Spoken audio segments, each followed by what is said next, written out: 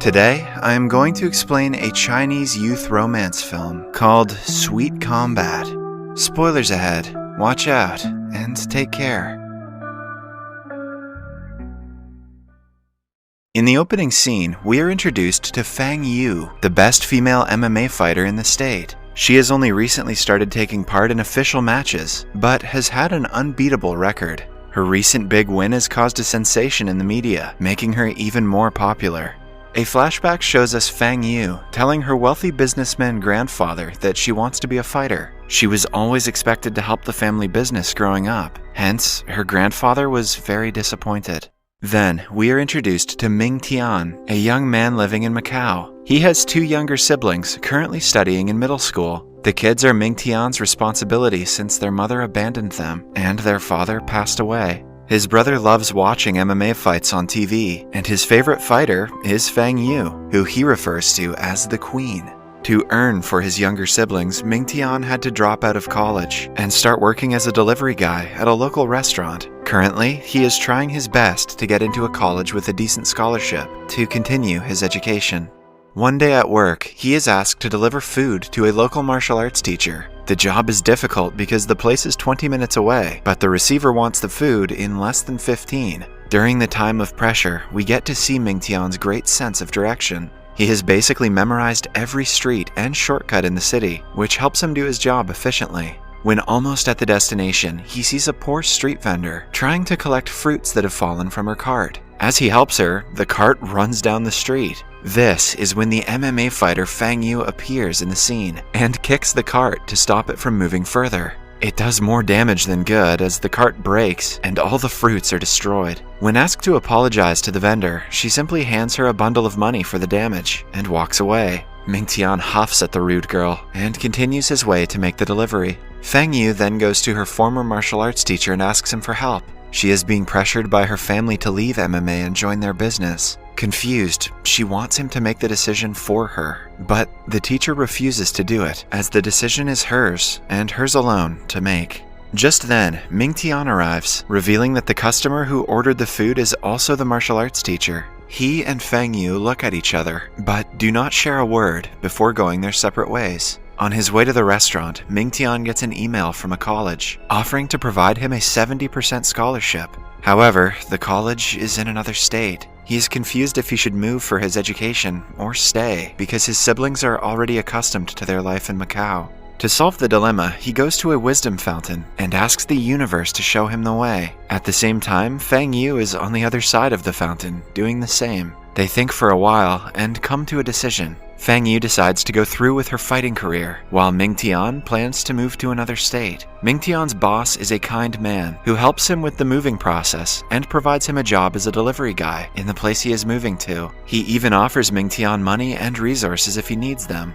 In the following scene, we see Ming Tian and his siblings move into a new house. Although it is not the best neighborhood, the interior of the place is quite homely. The kids seem to love it, which ultimately makes Ming Tian happy. As the first piece of decoration, he puts a picture of him and his master on a shelf. It is revealed that he used to train in boxing with the master before his death. Following that, Ming Tian takes the kids to school, signs into his new job at a KFC, then finally goes to the college for the first time. He has been enrolled in the best sports college in the state, Zheng Ze. Before this year, the college was all girls. In fact, Ming Tian will be one of the first guys to go to Zheng Ze. However, when he walks in, he realizes he might be the only guy among hundreds of girls at the college. He starts to wonder if he misread the offer letter, because not a single man is in sight. The girls are intrigued by the only man, and it doesn't help that he is also very handsome.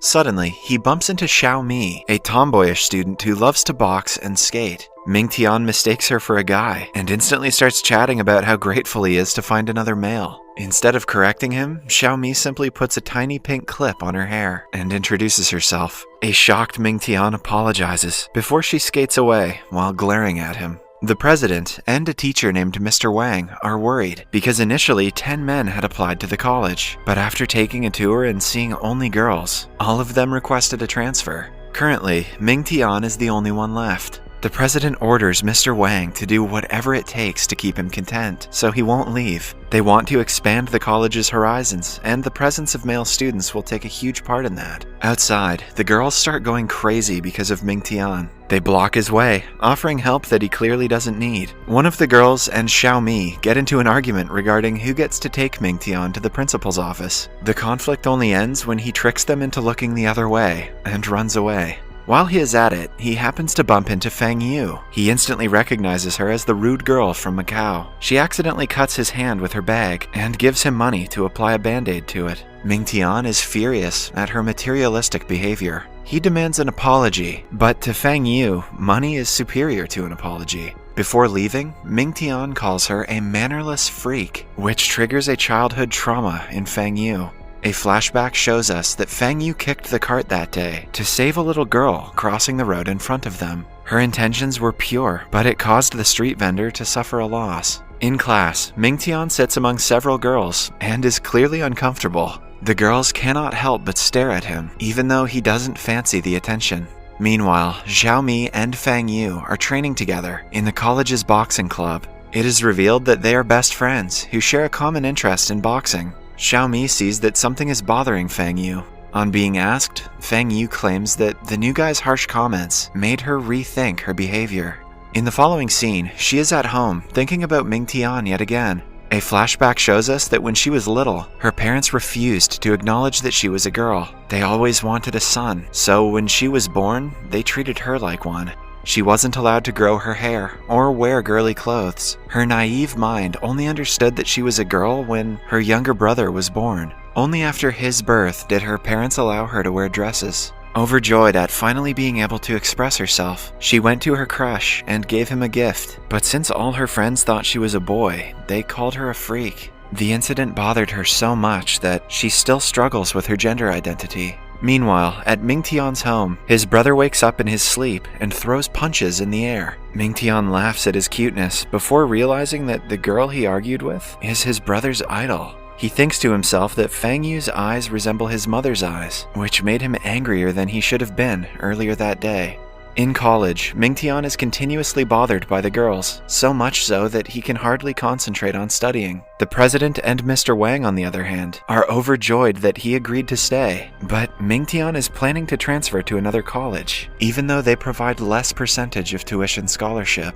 The college's diverse clubs are the distinguishing feature, unique to it. The students spend more time in the clubs, comparatively, than their studies.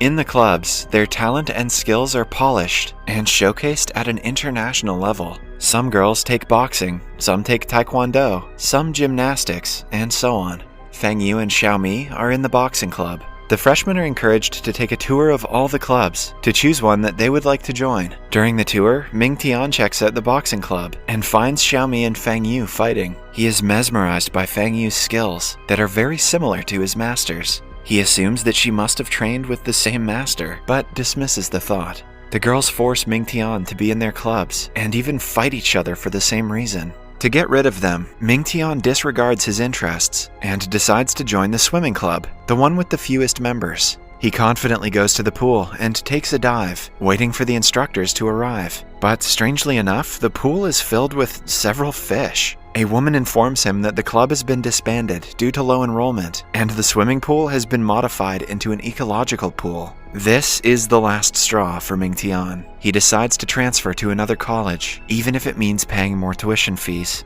He brings his concern to Mr. Wang, who begs him to stay. He even takes a picture of Ming Tian to put its silhouette in front of the men's bathroom being constructed down the hall. But the honor isn't enough to make Ming Tian stay. When he repeatedly requests, Mr. Wang reveals that the transferring process is quite easy. He will have to fill out a form and post it to the college's filing box. Ming Tian does as told, but is faced with a slight problem when he goes to post the form. A group of women who claim to be the first graduates of the college stops him. They have been unofficially appointed by the president to stop Ming Tian from getting to the filing box. The trained women easily defeat him and send him back to Mr. Wang's office. The teacher refuses to let Ming Tian transfer, but offers him a more appealing deal. He promises to extend his student loan payment period to 30 years with 0 interest. Ming Tian will be studying for free if he takes the deal. With his current financial condition, he doesn't want to miss such an opportunity. Still, the pressure of being the only guy among hundreds of girls is too much for him. He decides to consider the idea.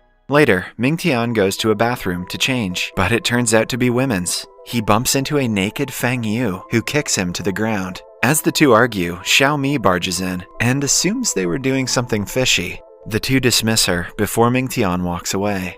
In the following scene, we see Xiao Mi, Fang Yu, and their rival from the Taekwondo class at an ice cream parlor, arguing about who gets the last scoop of the strawberry flavor. Meanwhile, Ming Tian is on his way to deliver food when he notices a bully dragging a kid across the street. He helps the kid run away, but is in turn caught by the bullies. They take him to a field and threaten him until the girls arrive on the scene. Initially, they try to solve the problem by talking, but when the bullies start getting handsy, they get into a fight. After a long and entertaining struggle, the girls and Ming Tian manage to chase them away. Ming Tian is beyond grateful to them and befriends them after the incident. Because of the girls, college life doesn't seem that bad to him. Even though he might face problems on the way, he decides to terminate his transfer and stay at Zheng Ze.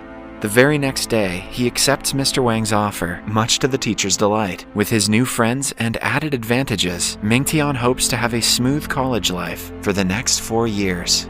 Subscribe for more videos like this, turn on notifications, and leave a like to help the channel out. Thank you for watching.